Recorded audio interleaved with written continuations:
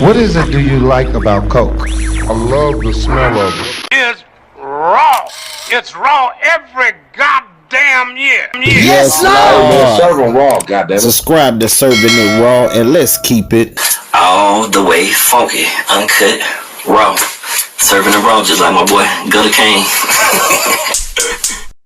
Yes, Lord. You done tapped in the Serving Raw podcast where the combo stays so raw it don't need no cut. I'm your host, Gutter Kane, the Gutter Man, and today we got another special guest. She's one half of the rap duo Nola, who made major moves with Suave House Records back in the 90s. She has an incredibly powerful journey to share. So servers, please join me in welcoming Toni Hickman to the show. How you doing? I'm happy to be here. Very happy to be here, brother. Yeah. Yes. Well, hey, this has been a long time coming. We've been trying to get this set up for some months. Right? Yeah. I look forward to seeing what comes out of this because, this has been a long time coming indeed. Well, hey, the first thing I just want to say before we, dive in is I was able to see your interview that you did with Donny Houston. Okay. Yeah, so I know you talked about a lot of the earlier Suave House days and your journey with rap music, and we're going to touch briefly on that. Okay. But this particular interview, I just want to dive into your journey and more of what's going on now, okay, for your fans and people that, want to just know your struggle and stuff that you've having to deal with. Right. Okay. All right. So I'd love to start at the beginning. So I am going to, give you a chance to touch on that. So, Toni, me starting from the roots, where are you originally from? And, how did that environment you grew up push you towards music? I was born in New York, raised in New Orleans, and moved to Houston from Atlanta. But my roots are New Orleans. That's home. And the environment. My mother was always very educated. She used to work for Essence Magazine, Chamber of Commerce, Federation of Churches, but she had a flip side too. And so we often lived in the hood. We never were not in the hood. If we weren't there, it was only temporary circumstances. And so, especially in New Orleans, it's a lot of that. It's a lot of hood type areas. You know what I'm saying? New Orleans is hood. It's a shoot 'em up, bang bang city. Like that's what New Orleans is. And so that life, my mother eventually ended up. Well, before we moved to New Orleans, my mother and my father got divorced when I was young. Okay.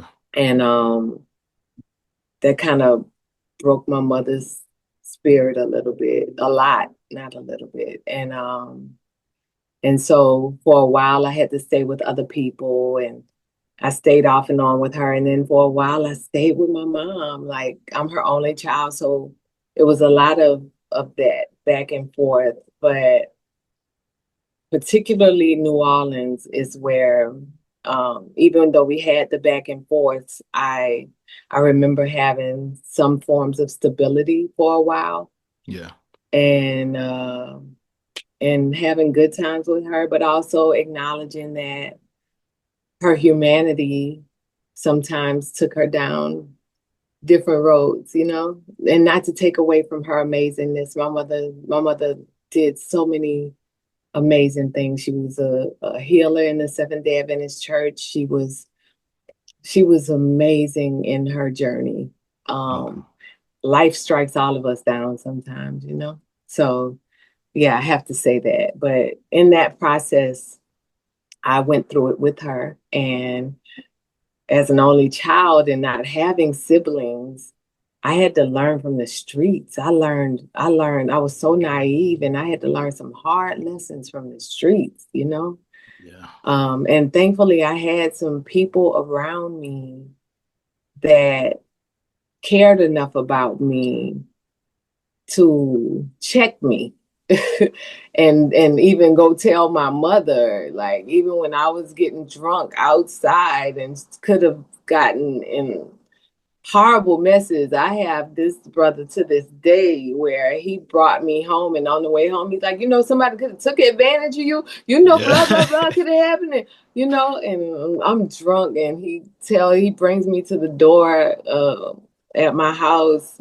with my mom, and he's like, yeah, she was drunk.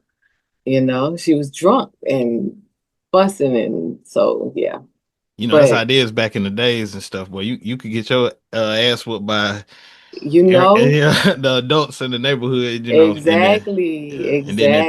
then they tell your mom or your dad and hell, and then they whoop your ass. Right. That was back in the day. That ain't happening now, but yeah. Okay. Now, as you're growing up, I know in New Orleans and stuff, and music is starting to come in effect and stuff like that. Music is always because I'll go all of you got to direct me, okay? Oh, no, but I started in music. Let me say that first. I grew up, my mother was Seventh-day Adventist in New Orleans, and so she was the herbalist in the church. But I grew up in doing the choir and stuff like that before we left the church.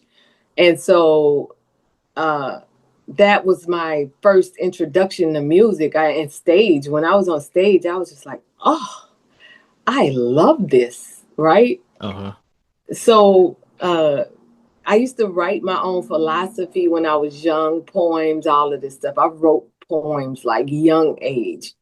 And I remember when we did our first talent show in middle school, and it was me and two other friends, and we called ourselves the Ballet Troop Adidas Group.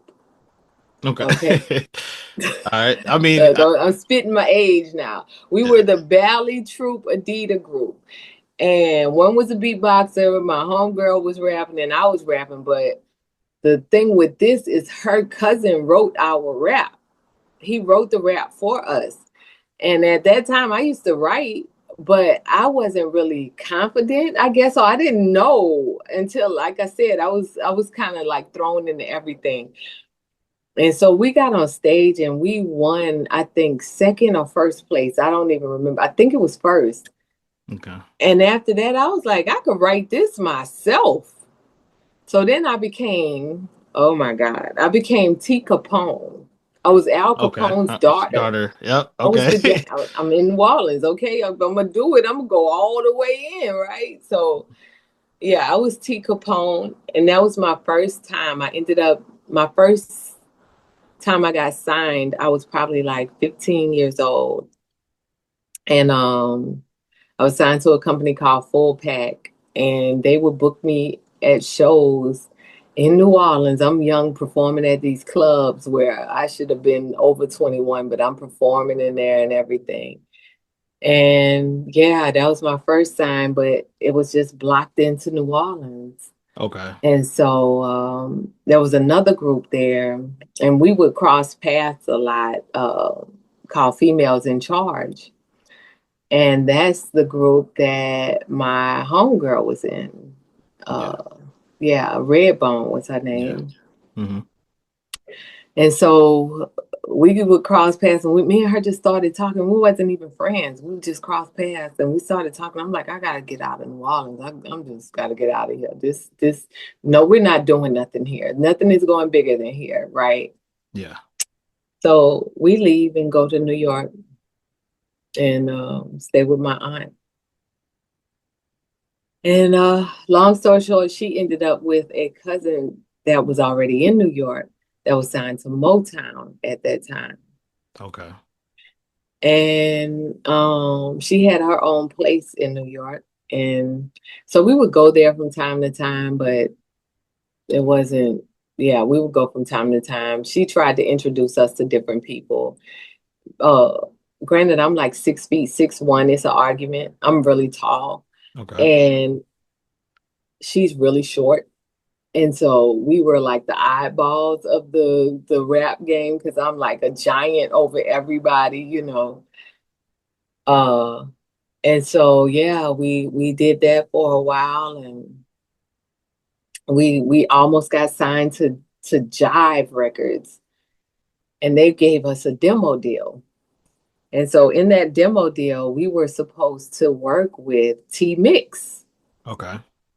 So that's how that started. That thread started. And but then once we did the demo, and because we was working with a couple of producers, but once we got almost done with our demo, and we didn't work with T-Mix now. Okay. But are y'all Nola at this time? Yeah. That we came up with the name Nola in New York. Okay. Because Nola stood for New Orleans, Louisiana. Like, gotcha. We were the first one. Now Nola is a common name for it, but like, yeah, we're the ones that came out with that. Okay. Yeah, so we came up with that in New York. But yeah, we're Nola, but so anyway, we're working with different producers out of New York. We ended up doing that, and by the time we finished working with them, even though we were supposed to work with Suave House, I forgot what happened. I think we could never catch up with Mix. Okay. But by the time we finished our demo, the Ghetto Twins came, right? Yep.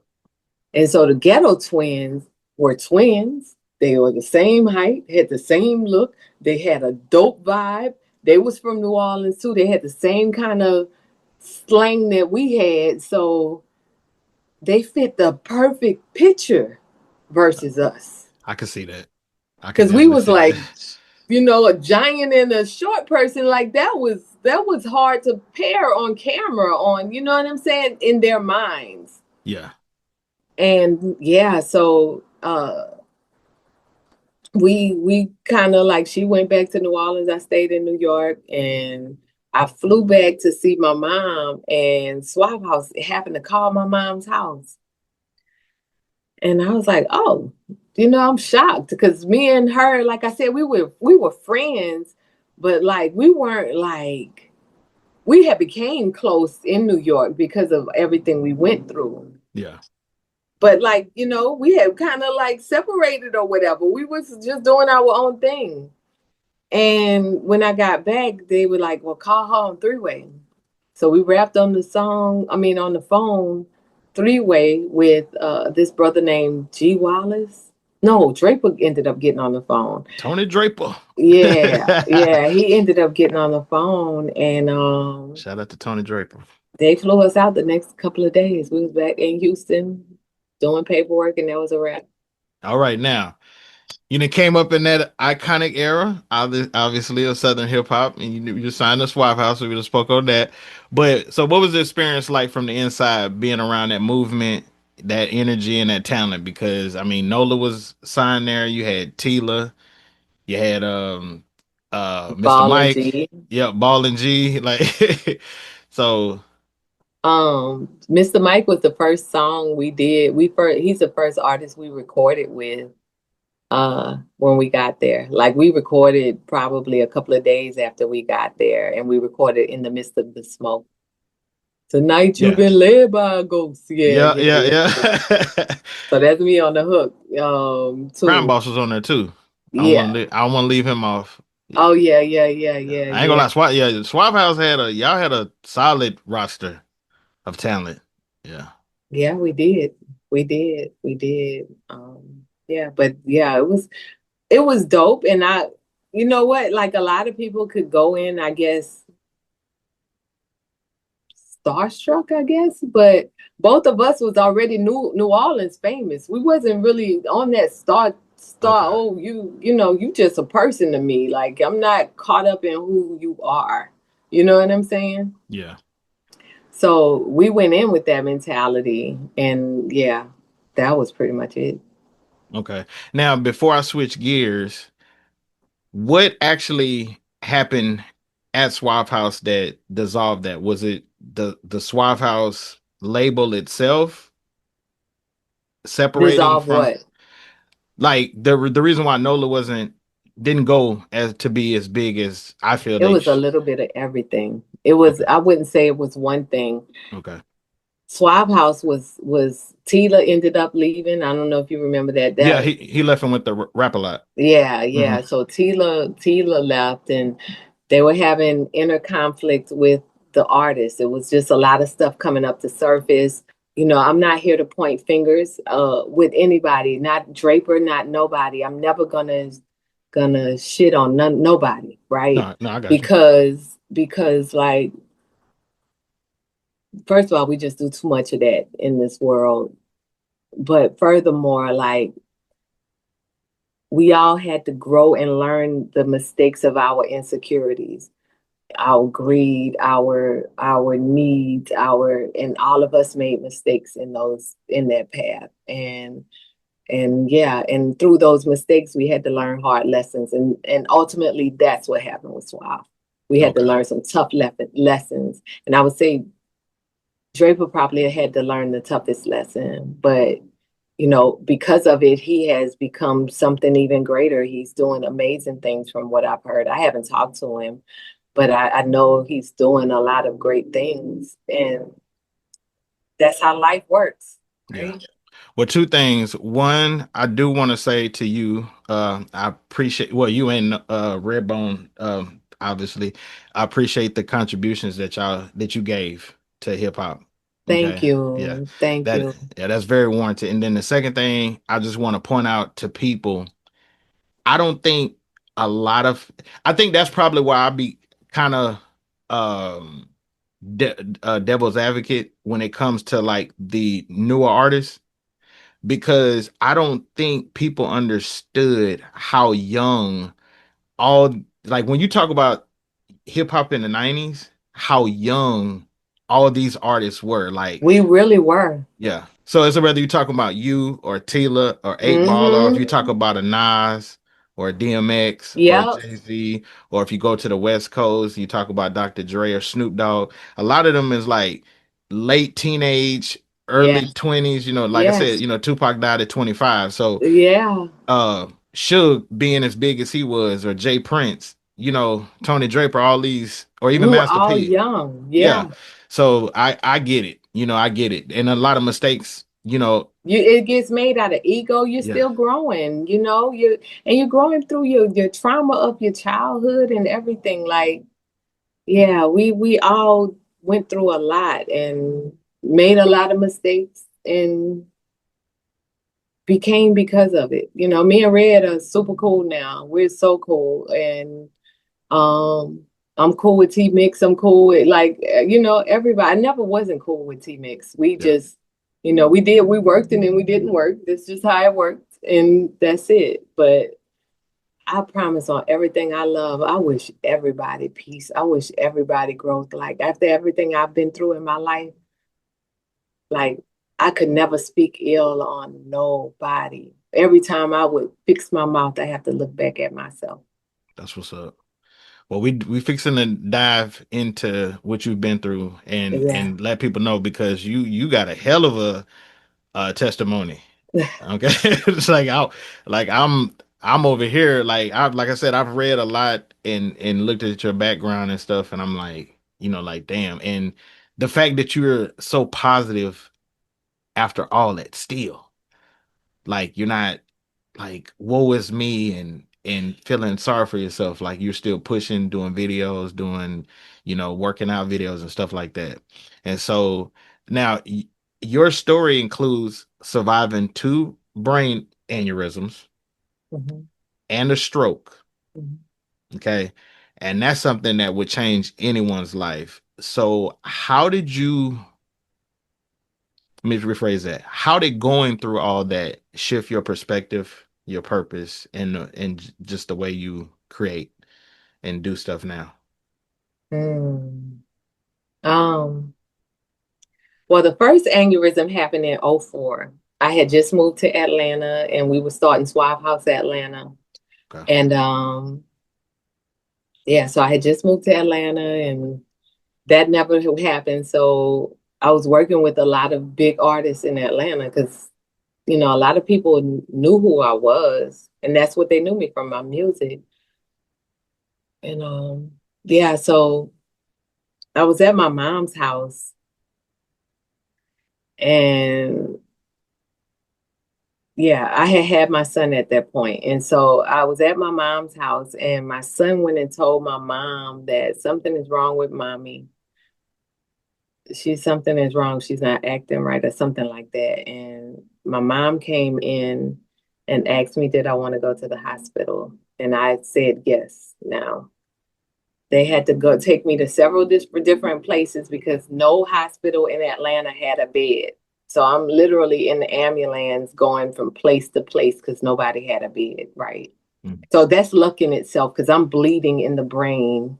And most people die from aneurysms. Yeah. The first one. The first one. Okay. Yep. So I'm riding around. They finally find one at Emory Hospital. And they do a procedure. And supposedly they went through my groin area and put a clamp on the aneurysm. Okay. And that's what stopped it.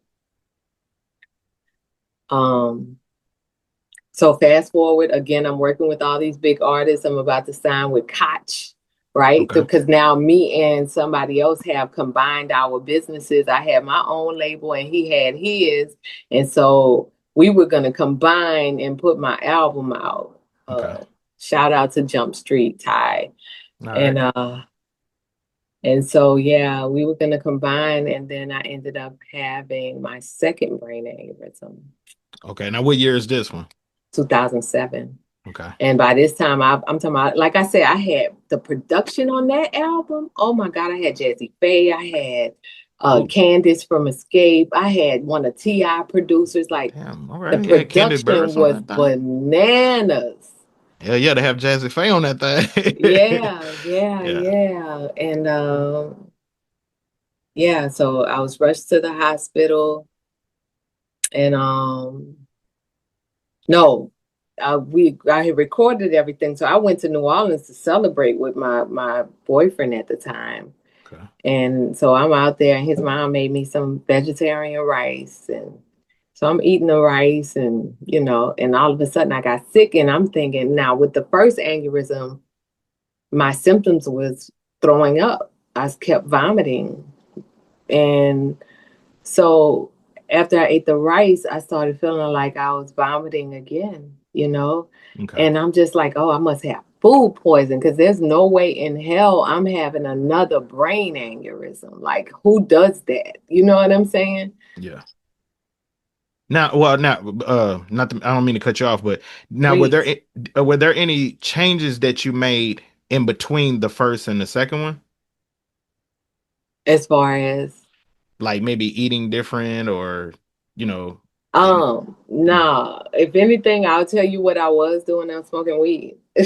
Okay. I was a weed head. I was a freaking pothead. Yeah, that was yeah, I will keep you 100. I was a pothead. But I guess with the first one, I was like, I'm fine. I eat good. You know what I'm saying? Like, okay. I should be able to do this.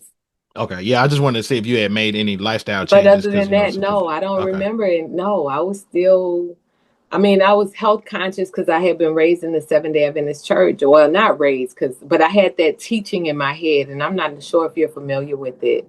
But Seventh-day Adventism, they don't believe in eating meat. Like Dr. Sebi was a Seventh-day Adventist. It's a lot of holistic practitioners that were Seventh-day Adventists. If you look on YouTube, a lot of even doctors, they have their own hospitals, everything. So they're big on health. So I've always had that in the back of my head. But I again, New Orleans was home. I've eaten everything that had a head, from crawfish to everything. I had no problem with that. But I had cleaned up my eating always because I always had their message, in my head. Okay. So it wasn't that. But I think when the first, a lot of times when people have one, there's another one underlining that one somewhere in the brain. And so that one can burst as well. Okay. And that's what happened. Okay. So fast forward to 2007, I am at my boyfriend's sister's house. And me and him was having some difficulties too. So a lot of arguing. That, if you want to say that, yes, that was stress, pressure, burst, pipes is literal. Like, that's no game. And so, yeah, me and him were having a lot of disagreements. And I remember being at his sister's house and I'm vomiting over the toilet. And they said I fell and hit my head on the toilet and I passed out. And so I remember being in the car with him and him bringing me to the hospital. And when I got there, from my understanding, I was bleeding in my head. They had to call my mother and ask for permission to operate on me. And they told her that I had a 50-50 chance on if I was going to live or die. And so they shaved all my hair off and they operated on me. And I was out for a while. I think I was in a coma for a couple of days. My mother and my son drove from Atlanta to New Orleans. And my mother was in the car. My mother was in the elevator. And so there's this rapper, Cheeky Black. You familiar with her?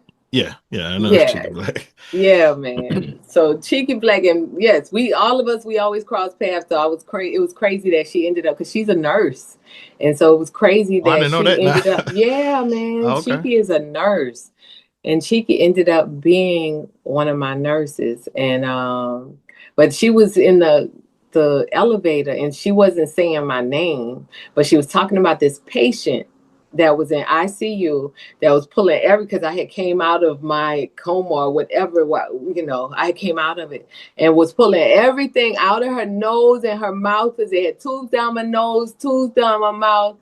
I'm like, man, what is this? Like, I'm just, because my left hand is still working. I'm left-handed. So my left hand is still working. I'm trying to figure out what's going on with me. I got staples in my head. Like, what is happening?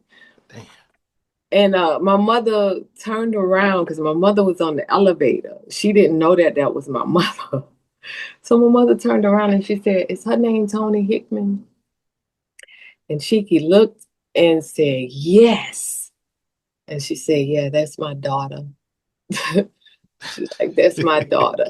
That's my daughter." And my mother never expected anything less. So again, I can't walk. They told my mother I would never walk or speak again. I couldn't talk. Ooh. And they told her I would never walk or speak again, and that they should put me in a nursing home. Damn. And so my mother said, if my daughter gets her brain right, she's going to be all right. And so we need to get her in therapy. Okay. And my mother was right. My mother knew I've been stubborn all my whole life. It's just, that's who I am. My mother is stubborn. So, yeah, so they get you in therapy. She sent me to therapy. She sent me to therapy. And, earlier you complimented me about being so positive. And I say this a lot on my videos, because I don't want anybody to ever get me twisted with confusion. I deal with my darkness. You know what I'm saying? Like, I know we all do. I deal with my darkness. I just try and alchemize it. I try and get past it, because I understand why people can get in their ruts and go in their darkness and feel like there is nothing left for them to do, or lose hope. I can understand that. I was there. Yeah. I felt like that. I felt like I'm a person in a wheelchair. I can't walk. I can't speak. And finally, when I could talk, my mouth is like this. So I'm looking in the mirror and I'm like, "You're ugly." I'm looking at my what I saw, and I felt ugly. I felt ashamed. I felt, because that's me living superficially. That's me not understanding where beauty comes from. That's me just thinking I am just my flesh, right? Mm-hmm. So I'm looking in the mirror and I'm just like disappointed. And I went into depression, like major depression. I was suicidal. Like, and nobody talks about that. I'm not Guns N' Roses. Like, yeah. I was suicidal. I was ready to just be out. And how'd you pick yourself up out of that? Because I didn't pick myself out of it. I didn't. What? This nurse came in my room, and I was like I said, I was in a dark place. And this nurse came in my room, and she said, "Why are you crying?" And I said, I'm a rapper. I've done all this big stuff. And again, I'm talking about the superficial, right? So at this point, I've gotten my voice back. I'm still talking like this, but it's coming back because for some reason, even when I was in the wheelchair, even when my mouth is to the side, I always was smiling. Like people always made me smile. And I think the smile is what helped even my mouth back out. But my nurse Because you came haven't in. had a stroke yet. No, I had the stroke when they were operating on my head. Oh, okay. So while they're in my head on the operating table, yeah, while I was on the operating table, Okay. this is the second aneurysm. While they were in my head to fix the aneurysm, Rhythm. my body went into shock and I had a stroke. I had never had high blood pressure. I don't now. Okay. And yeah, and that's what happened. Okay. Yeah, I didn't know you had the stroke at the While time I that was you. on the operating table, yeah. Oh, okay. Yeah. So she came in there and the nurse came in and like I said, I was in a dark place. I'm crying like I'm ready. Like I said, I'm ready to go. I'm just ready to end it all. I'm in there plotting, right? The nurse came in and she said, this is making me emotional. I'm sorry. The nurse came in and she said, why are you crying? And I said, who is going to want a rapper that is in a wheelchair? There's no rappers in wheelchairs. There's nobody doing this, right? Nobody's going to want to sign me. And she said, and I wish I could remember her name because I have never forgotten her words. But she said, because I was mad at God, right? I was really mad at God. Like, why bring me through this again? What are you doing? Like, I was just angry.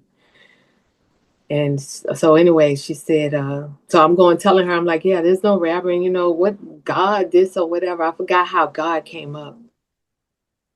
And she said, what you need to be asking God is how did you have two brain aneurysms and a stroke and you are still alive? And I had never thought about it that way. But I was still in my pity party. I didn't want her interrupting my pity party. So I just had to marinate on what she said. And until this day, I still marinate on what she said because that touched me so much. It changed. Oh, why am I getting emotional? I tell this story all the time. I don't know why I'm getting emotional today, but Yeah, let God speak in you. that what she said to me is embedded in me. I live my life through that now. So yeah. It's okay. Look, you're right. Look, this story needs to be told, and only you can do that. Yeah. You just getting the tears. I tell it all the time. I just don't cry. Look, So look, this is special. I told you this is gonna be a special. we locked in. We locked Hey, in. okay. So yeah, Look, that is what shifted me from eventually from darkness to purpose and figuring out what that meant because what I've learned it meant what I took it then to be is not what I take it now to be, okay. if that makes sense. Yeah. So, but yeah, that's what helped shift me. And then eventually, while I was in there, well, the moment I was in there, I'm like, I'm not going to be in a chair. I'm not going to be in a wheelchair. That's just not going to be my reality.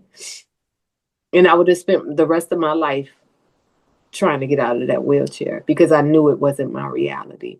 And so my I was laying in the bed and all of a sudden my toes, I could move my toes and I was like, Got the feeling back in your toes. yeah. Yeah. And then my leg, I started feeling like these jolts, like my nerves were like firing or something. And they started putting me on the treadmill. I spent 3 months in therapy. That's a long time. I mean, and I wasn't in therapy like, outer therapy. I had to live in the vicinity. I was waking up, going therapy, going back like from occupational to physical therapy. Yeah, and speech therapy, because even when they wanted me to talk and I couldn't say anything, and my mother wanted me to say what, because my mouth was so dry, I had these tubes because of, being in a coma for a while. My mouth, everything was dry. So I'm like, I need water, but that's what I thought I was saying. They couldn't understand. So my mother gave me paper. And when she gave me the paper, I wrote, I wanted to say water with a W, but I wrote an M. Okay. So, and when I finally started speaking, I had something called aphasia, where like my thoughts weren't coming out like I needed to, because there's a lot of survivors who go through strokes and they come out with aphasia, and it's this thing where our thoughts get scrambled up. So we want to express, but we can't express it. It doesn't come out right. Yeah. Yeah. So my uncle had a few strokes, and okay, so you know what I'm talking about. Mm-hmm. Yeah. It's like your brain is telling you, like, you almost feel like you're saying this or writing this, but that's not what's actually coming out. Yeah. Exactly. Yeah. So now, what point did you? Where was it? Okay, what time frame are we talking when you were able, like, the speech came back? And the speech came back the speech gradually came back. Okay. So the speech came back probably what year we talking? Slowly, about all of it was in 2007. Okay. So, but it came gradually, probably over that week that I came out of ICU. The speech started coming back, but my brain was not there. Like, I had to go through speech. So even in speech therapy, you're still taking math lessons. You're adding 2 + 2. You're seeing how to think. You're putting pictures together to help your brain format how to think again. Okay. If that makes sense. Yeah. So yeah.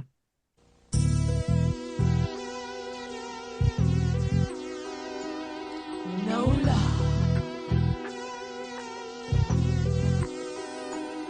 I feel myself sometimes trapped in my own world. I feel myself sometimes trapped as a little girl. I feel myself sometimes not knowing where I want to be. I feel myself sometimes filled up with envy, cause I can't get the job. Should I rob? My pocket's saying yes, my mind is saying you should not. But welfare ain't supporting me, and this minimum wage is just shorting me. I feel myself sometimes thinking of the crime of the crimes. These minimums got me in the criminal state of mind, and now I can't maintain, it's overcome my brain. The government is loving it when they feel my pain, cause poverty got our souls bleeding, and money is the key to everybody's greeting. It's 44 ways to do some dough receiving when you's a fiend, searching for the scheme and the mother green, the loot. Now let me throw on my black suit, and me and my crew gon' do a robbery or two, but true, cause if you dare, I don't really care. I'm tired of being broke, it seems life just isn't fair. Let's sit back and think, let's rob a bank, and anybody stepping in the way is getting sprayed. Behave, bank teller, where the money dweller. I'm sick of cleaning clothes so stupid like Cinderella. It's getting to the point I can't deal with myself, but this is really how I just feel with myself. I feel myself sometimes trapped in my own world. I feel myself sometimes trapped as a little girl. I feel myself sometimes not knowing where I wanna be. I feel myself sometimes filled up with envy, cause I can't get the job. Should I rob? My pocket's saying yes, my mind is saying you should not. But welfare ain't supporting me, and this minimum wage is just shorting me. Mr. Officer, how you do with your badge and suits? Wondering what this girl here is up to, huh? Is this a friendly visit, or am I just another black statistic on your hit list? Cause when you look into my eyes, can you tell? I be disguising myself for other people's wealth. If you can't, let me paint a picture of it clearly. If I'm guilty, no questions, lie detections, regretting. Only those who chose to cross up in my section. Confession, I ain't afraid to do ya. Cause prostitution in the project seem to be this girl's only future. So put the money in the bag, don't push a button. Making any types of moves, all of a sudden. Even if I hear the wind blow, you gon' have a meeting with them nice folks in the clouds, bro, for sure. I'm tired of being broke, busted and disgusted. At the end of my rope, labeled as a no job, out to rob. Stealing much wallets, spreading violence, silence. Listen to the ticking, talking of the clock and watching security guard attempt to play hard. No time for fright. Once we pull this heist, try and change my life. If the price is right, if the price is right now. Come on. I feel myself sometimes trapped in my own world. I feel myself sometimes trapped as a little girl. I feel myself sometimes not knowing where I wanna be. I feel myself sometimes filled up with envy. Cause I can't get the job. Should I rob? My pocket's saying yes, my mind is saying you should not. But welfare ain't supporting me, and this minimum wage is just sheltering me. I feel myself sometimes trapped in my own world. I feel myself sometimes trapped as a little girl. I feel myself sometimes not knowing where I wanna be. I feel myself sometimes filled up with envy. Cause I can't get a job. Should I rob? My pocket's saying yes, my mind is saying you should not. But welfare ain't supporting me, and this minimum wage is just sheltering me. Nola. See, that's how I be feeling sometimes. You be in another state of mind. You be trapped in your own little world. People can't understand. They wonder why you get high. You know what I'm saying? You be trying to escape from reality. You know, you be doing bad, your pockets broke. And people can't relate to how you be feeling. You left off talking about the nurse giving you the best advice of your life, which is most definitely an accurate statement. Yeah. Because God pulled you through. Yeah. So do you want to fill in the time between that and in 2021 you won the Emmy for The Rising Yes. Phoenix, which is the And title track for the Netflix documentary. right. So my biggest thing, and that's why I said her message stuck with me. But my biggest thing that I had to realize is I'm not meant to be a part of this industry. This industry that is existing now, the music industry that exists now, is not what I need to be focused on fitting in. I need to be focused on fitting in what aligns with my spirit and what I give to the world. And so 2021, we were dealing with COVID. You remember all of that was going on. Oh, yeah. That 2020 sucked. Yeah, for a lot of people. Yeah. And so out of the blue, because I was in this place of like figuring out my next steps. I'm always like that. And out of the blue, well, first of all, I was a part of this group called Crip Hop. And Crip Hop actually focused, I'm not a part of them now, even though I'm cool with everybody. I'm just not a part of that group anymore. But Crip Hop focused on artists with disabilities. Okay. And so the people who were doing the film contacted the owner or the part owner, which was Leroy Moore, and asked him to give them artists. And so he sent all the artists that was on his roster, and they picked me. And then they picked like 2 more people because they wanted to make it a group event. And so, and pretty much that's how it came up. So I was told to come up with the hook, and then I wrote like 2 of the verses that are on there. So it's like, it's a lot of me throughout that song.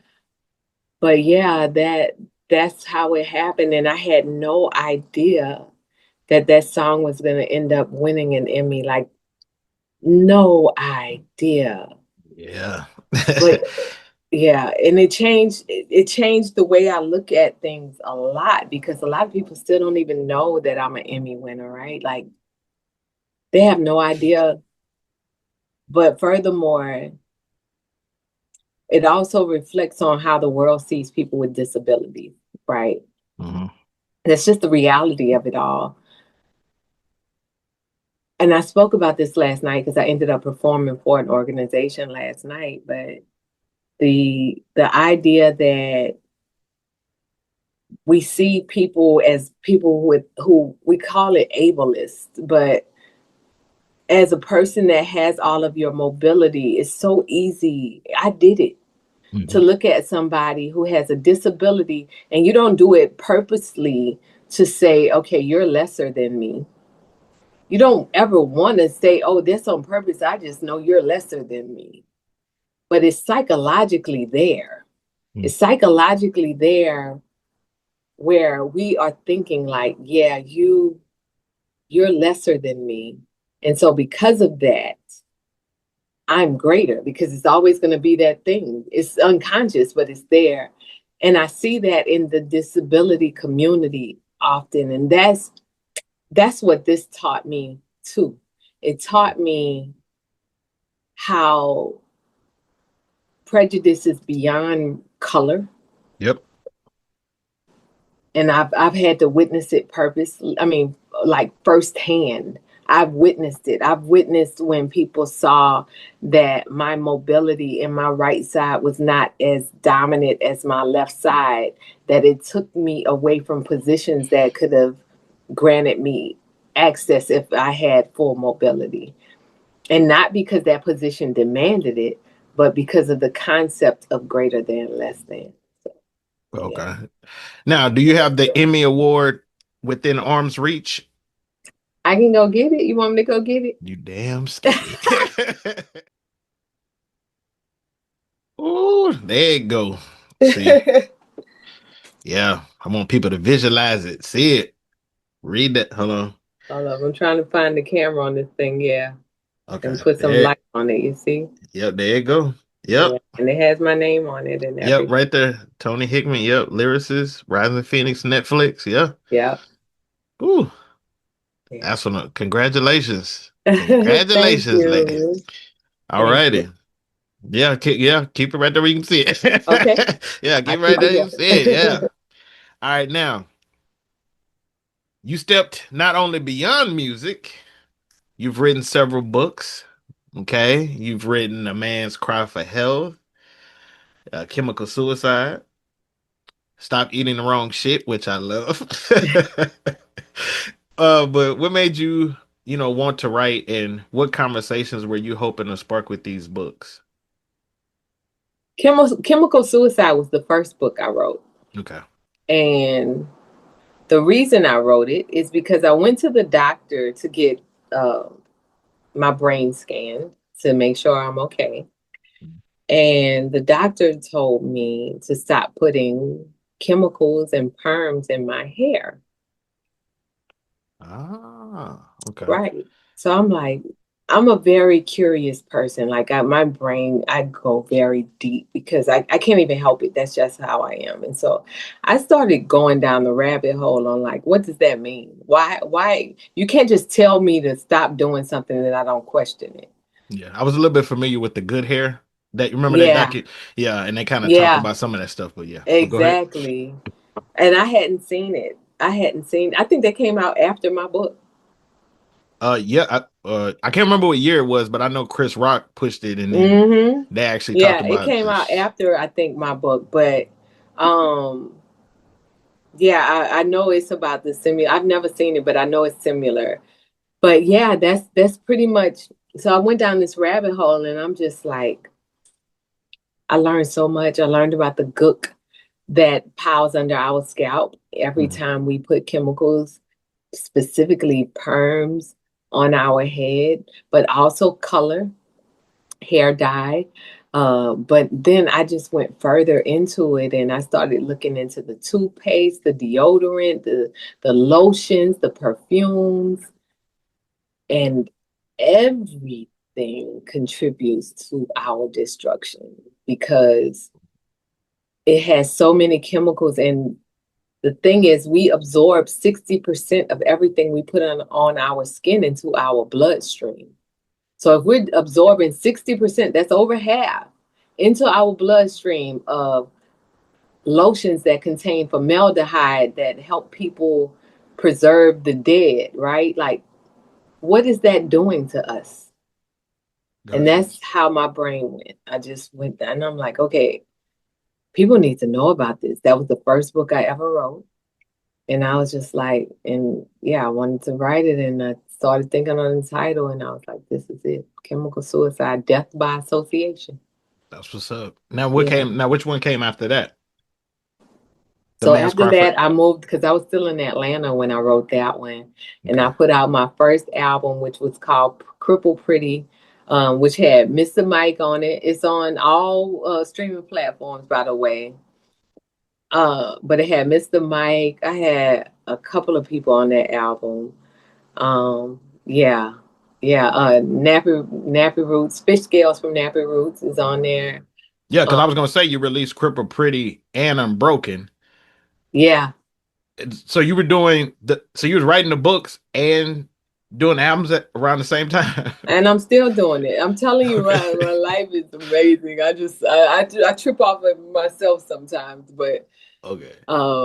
yeah. So yep, that's what I had, an album and a book. And I can remember I was telling, and I'm gonna go into the second book, but I finished the book Chemical Suicide, right? And I had finished Crippled Pretty. I Okay. finished it. Now at this time we selling CDs, so we have to get them printed out. You know what I mean? We could put them in stores, or we sold them out of our trunk, because that's what I did. Yeah, buddy. And so I remember my mom asking me, well, where are you going to get the money to put this stuff out? I said, I'm just going to produce everything, and then it's going to come to me. I told my mom this. Now, she's the same person who used to make me read the books As a Man Thinketh and all of this stuff when I was young. So sure enough, once I finished, this is so amazing. So once I finished, Yes. this man contacts me out the blue.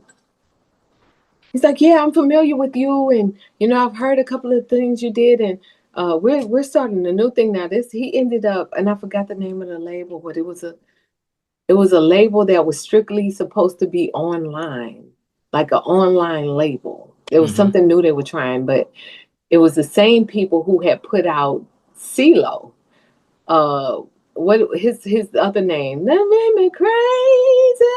Oh, is it no? Is it Gnarls Barkley? Yeah. Yeah. Yeah, I think so. Yeah. So they put him out. It was supposed to be I thought it was him and another guy was a duo, and then that was the name. Yeah. Oh, see, all I know is I remember that because he was like the dominant singer. Yeah. I think that's how it went. I don't quote me on that, but I think that's how it went. Hey, I'm gonna ride the wave. I have no idea. I just remember they were the same company that he was signed to. Okay. And it was online. So I was like, oh. And they gave me just enough to put out the book and the CD. And I was like I just told my mother, I'm gonna get the money. I just gotta finish the product. I'm gonna get it. Yes, Lord. So yeah, I had to get that out. But yeah, after that, I put it out and I moved to Houston. Okay. And so Houston is where I met my teacher. Her name is Dr. Akua Gray. And Dr. Akua teaches holistic health from Ghana and from Houston, Texas. Okay. Amazing woman. And like I said, my mother was already an herbalist in the Seventh-day Adventist Church, but my mother wasn't a certified. She didn't go through the teachings or anything. She just was intuitive and knew her stuff. And to a degree, I knew what my mother knew, but I wanted to know. I wanted to have everything under my belt so I could know more. And so I soon as I got here, I met her, and I eventually enrolled in her class and ended up becoming a certified holistic health practitioner. And so after that is when I wrote A Man's Cry for Help. Okay. And I wrote that book because, first of all, I have a son, but also I have dated and I have watched men and how you guys have been taught not to cry, not to allow your emotions to come out. But if they're not coming out, then they're staying in. And that is what can contribute to sickness. It can contribute to so much disease because men are holding in so much frustration because the world taught you that you have to be strong. And one of my spiritual teachers, he just passed away, but one of the things he used to say is, if men weren't supposed to cry, we wouldn't have tear ducts. Ooh. Message. Yeah. Right. Yeah. It's, it starts when we're young and stuff, because Yeah. when we fall, and then your mom or your dad be like, "What's wrong with you?" and you crying and stuff like that. And they be like, "Oh, Yeah. you all right?" And Yeah. so, but they never teach you, not just the parents, but nobody in general, as you get older, never teaches you how to handle emotions. Right. And so that's why you have a lot of guys that, like if they are in a strong relationship and they have a misconception between control and love. And so they end Mm. up, thinking that me controlling the woman that I'm in a relationship with is love, and it's not. And then and then you have some situations where the man come home and let's say the lady cheated on him or whatever the case may be, he ends up killing her and stuff like that, and or killing the whole family and stuff like that Yeah. because he just The doesn't know how to, rage. yeah, the rage, he doesn't know how to handle that. And so yeah, Hmm. so yeah, I get exactly what you're saying. I have the statistics in that book, and I think it was in 2013. It's been a while since I looked at it, but 70% of the suicides in that particular year were men. And they killed themselves violently. It wasn't even just like, I'm gonna take some pills and be out or whatever. No, this is like guns to the head Yeah. or like brutal, and that's an example of the rage that happens when you keep holding in emotions. And that's for everybody. We've been taught that we have to be so tough in this world, and holding on to emotions, it grounds us in anger. So you can end up becoming a very angry person if you don't know how to handle your emotions and let it out. Yeah. And I think it does need to be taught, but I also understand that like women and men have taught our boys that like you have to be tough. And while I understand that, like y'all are the strength, y'all represent, the backbone, y'all are the muscle of society, but that does not mean that you are not supposed to shed. You're not supposed to release so you can keep your strength, not take it away with rage and let it eat at your soul. So, yeah. Yeah, I'm at a point where, like I said, I can hear people like when they talk about their struggle and their pain and stuff like that. Like even earlier, there was points when you were talking about the brain aneurysms and stuff like that. I felt where like times where I wanted to, I cry about it too, like just from, and Mhm. I'll smile to keep from doing that. But I was like, that's why when I had to stop, I was like, we gotta take a break. So let me yeah, Wow. because it's just I have a few friends that have had uh some traumatic stuff, happen to them, and I actually wanted to do a episode because even though my platform is strictly, hip hop, they don't necessarily do music, but they've had situations happen to them, and I wanted to do an episode with each one of them, stating, let them basically tell, Express yeah, that. express what Yeah. happened, yeah, and stuff, and I feel like sometimes things like that can help somebody else, Yeah. you know, um, especially like I said, for your situation, for you having two brain aneurysms, you know, we just lost Young Bleed after the verses, who I interviewed as well, and he was such a solid, down to earth, like a humble like Right, person. Like he could have been like, dude, man, I was signing No Limit. I'm not interviewing with you or any of that shit. But he didn't, right. you know. And I got a chance to have one of his not his actual final interview, but I had one of his final interviews before he passed, and that's, you know, that was his situation. So, you know, his son is picking that up now. And Yeah. so, but it, yeah, it's just yeah, yeah. So you had me kind of touchy and stuff, so I had to step away a little bit. But Oh, so that's what that was about. yeah, Okay. yeah, that's what I'm saying. Like I had No, to take and a I little break. receive, I mean, and even if you're not comfortable like shedding on camera or whatever, I respect that.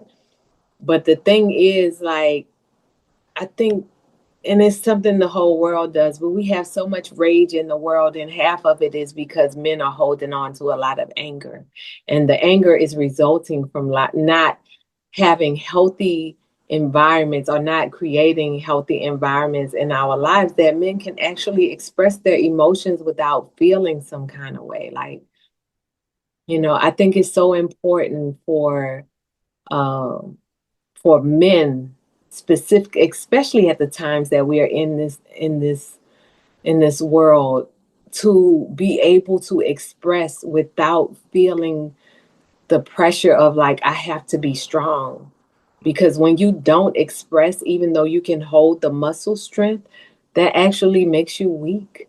It makes you weak in your spirit because you're not being bold enough to be your authentic self. And your Yeah, authentic self wants to shed the tears, you know? that's look. You had no disagreements from me on that. I'm with you on that one.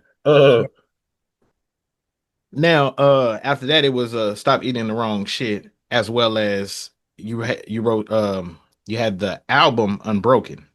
Well, I had the album that went with the book too. With I was the first person to do a soundtrack to A Man's Cry for Help. Okay, So that has its own album. as well. Yeah, Okay, that's why I say I did it again. okay, you did it again. Okay, Uh-huh. got it. Yeah, but then so stop eating the wrong shit. That was my final book. Okay. And I wrote that book because I started dealing with a lot of stress in my own life, right? Mhm. And so it's so easy for us to look and say, that person needs to stop eating this and stop eating that, and, stop eating this. It's not good for you. But really, when we are eating the way that we do, we're not eating because we're hungry. Nobody's eating a snack because they're hungry. You're eating literally because you want to taste food. And the reason you want to taste food is because you need the dopamine that comes from that food to feed your brain and help calm your nervous system, because the food has become the cigarette. And I say that Ooh. because I lived it. I have lived it. I know what it means to eat because I am frustrated, because I don't smoke cigarettes, I don't smoke weed, I don't drink. So then the food becomes our cigarette. And the food has become everyone's cigarette. This is why we deal with obesity. And it's no fault to those that are obese. It's the world that we live in. And because they are not indulging in everything else, and or they may be indulging in everything, it's because people are stressed out. And just like I said before about A Man's Cry for Health, no one, no one has been taught how to deal with stress, how to deal with our problems. We've just been told to tough it up. If you're crying, like, why you're making it so much? No, we're dealing with a heavy environment, and nobody has taught us anything. We have adults that are telling us to fix ourselves when they've never fixed themselves. So yeah. Okay. So the Stop Eating the Wrong Shit stands for it's an acronym. The S stands for the Standard American Diet, because it is the standard American diet that is making us suffer, specifically in America. Okay. The H is for high blood pressure. because most of the time the standard American diet that we are eating is containing way too much added sodium, and that is what is contributing to the high blood pressure. Yep. So then it leads to the eye, which is inflammation, and inflammation comes from high blood pressure, from all the diseases that we can constantly have from eating these foods that are unhealthy for us. And the T is for toxins because it ties it all in. It's the toxins that we're taking in. That's the shit. That's the shit, literally. Literally, yes. Well, now, thank you for that body of work, all of it, because your books are on Amazon. Yes. So, and they're all on sale right now for $9.99. And Chemical Suicide is the only one that is under Alika Hickman. I didn't put Toni Hickman on that one, but but if you look up Chemical Suicide, Death by Association, you will see my book. All righty, y'all get y'all ass up and get to getting it. So all y'all readers out there. Yes. Yeah, get on it. Okay. Now I gotta hit you with a classic hip hop question. Always. All good. Who's your top 5 favorite rappers? Dead or alive, or even now? Either way. Yeah. Lauryn Hill. I have always just loved her. MC Light. Already. Yeah. And Light as a rock. It's hard for me to just narrow down to 5. I can't front. That's this, but let me see. You got 2. I know, because it's different people I rock with at different times. Like one minute I have favorite albums versus favorite artists. You know what I'm saying? Yeah. And I have to add this third one in because I just like this person as a whole. But they're not hip hop, but they are hip hop. And that's Erykah Badu. Ooh, yes. Yeah. That girl is multi-talented, man. Yeah. She's just dope. I'm still trying to get her incense, but okay, that's a whole nother story. I know. Look, that's for y'all, right? Yeah, that's strictly for y'all. And then let me see. So how many I have? 3? Yep, 3. Yep. And that's a sight. I ain't gonna lie, you got a hard 3. Shit. Lauryn Hill, MC Light, Erykah Badu. 2 more. Is there anybody on that playlist when you working out? But my playlist changes. I like albums versus just art. If we say artists, that means no matter what they have, I'm gonna just be rocking to it. Gotcha. And again, this person is not a rapper because I have to put this on there. Mary J. Blige. Okay. And for the 5th one, I'm gonna say top 5 favorite artists then for you. Yes, please, because I can't do just. And what's crazy is like I listen to some hip hop. I listen to a lot of alternative music. I listen to a lot of different stuff. So, but my last one, I'm gonna say. No, you know what? We can remove Mary J. I'm gonna say Kendrick Lamar. Woo! Alrighty. Yeah, Kendrick Lamar, and then damn, I just had the other one on my tongue. Scarface. Yes, Lord. Yeah. Damn it, yes. Hey, yeah, buddy. He's in my top 5 too. yeah, man. Shout out to Face Mob. Okay. Oh, see, I'm missing people because now my brain is just like, no, I had an aneurysm. You gotta, okay. You gotta listen. Let me see. I gotta take one away then, huh? No. Okay, then I gotta add Andre 3000 to that too. 3 stacks. Yeah. Already. Yeah. Okay, I'm done. Okay. That's all in right there. Yeah. Okay. And then she tied it back in because she put Erykah Badu in there first. My other label mates too, like 8Ball, MJG, they solid. 8Ball last project, from my understanding, is very, very dope. So yeah. Oh yeah. Killer Mike. It's a lot of dope artists. T.I. just came out with a banger. T.I. has always been in my playlist. See, now my brain is going haywire. That's the aneurysms. That's how I think.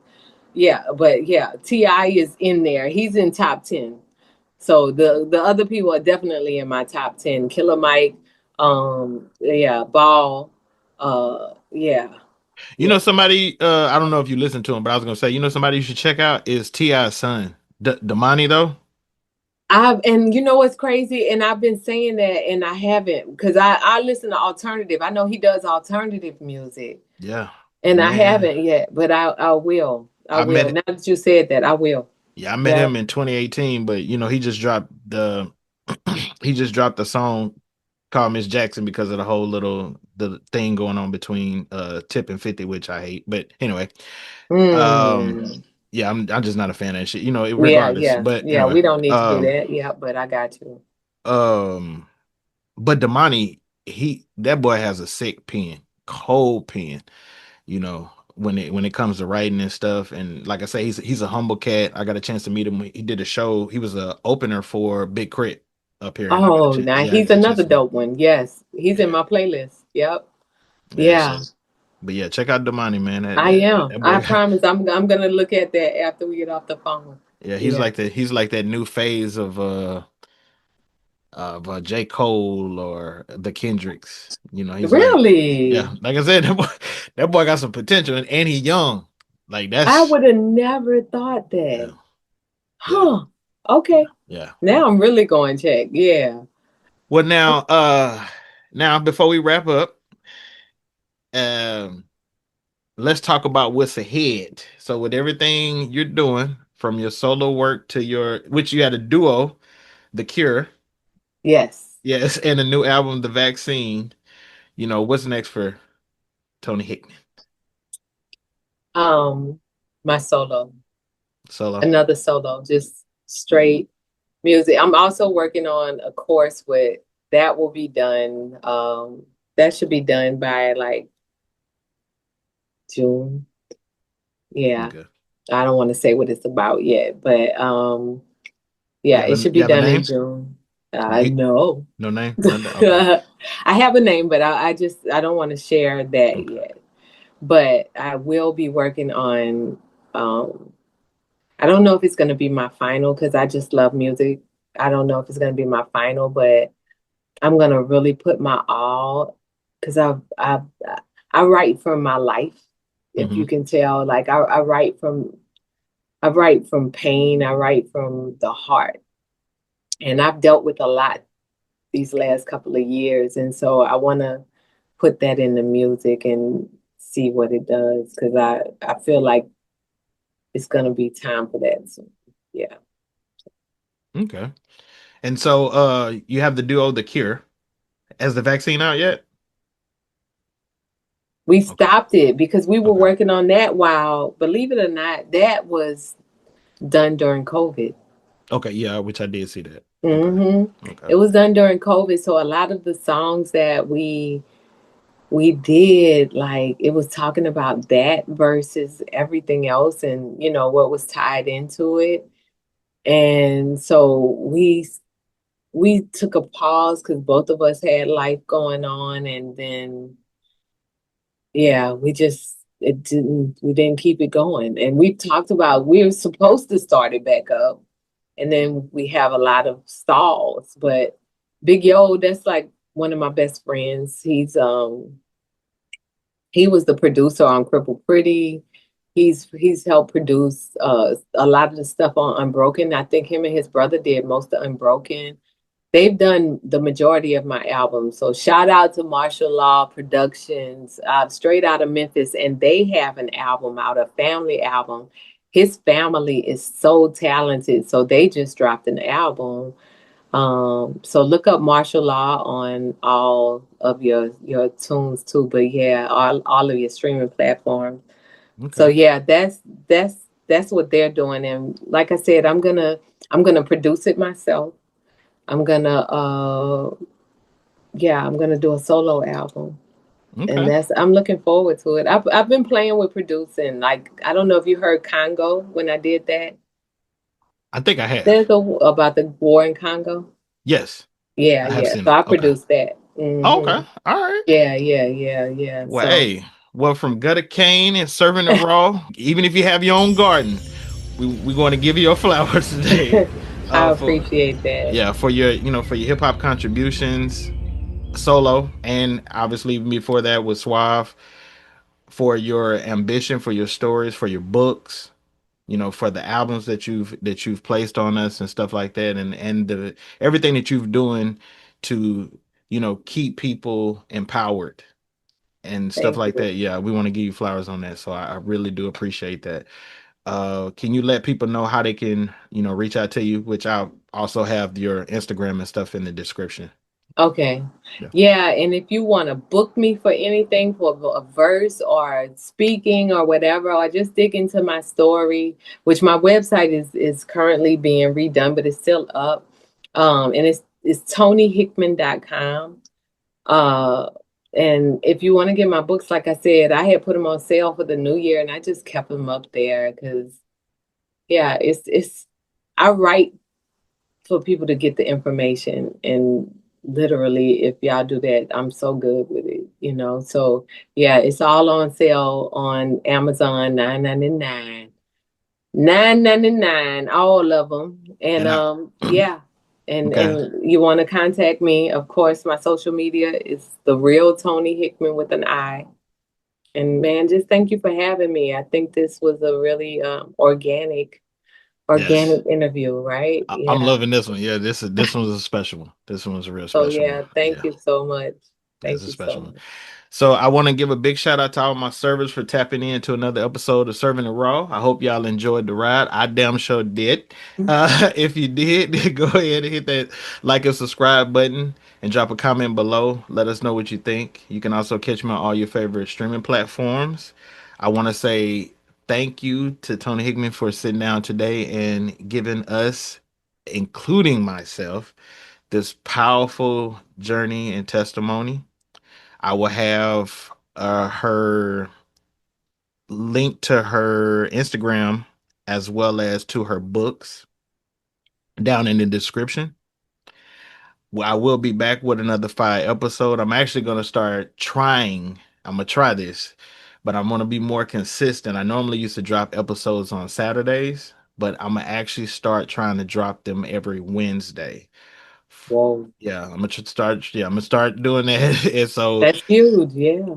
yeah, I'm gonna start trying to, because I have a segment that I'm gonna start rolling out. I normally would just do interviews, but there's times where it's kind of hard for me to not get interviews, but it's just time for me to schedule them because obviously, I reach out to established rappers as well as new ones, but the established ones, it's kind of hard to work around their schedule sometimes. And so I want to do a segment where I'm doing like a hip hop debate between two albums from the same artist. So a lot of time people will say, Oh, an example would be, they might say, um, Dr. Dre versus, this producer or something. I don't want to do that. Mine's gonna be more like what album do you think is the best out of Tupac's Me Against the World versus Tupac's All Eyes on Me?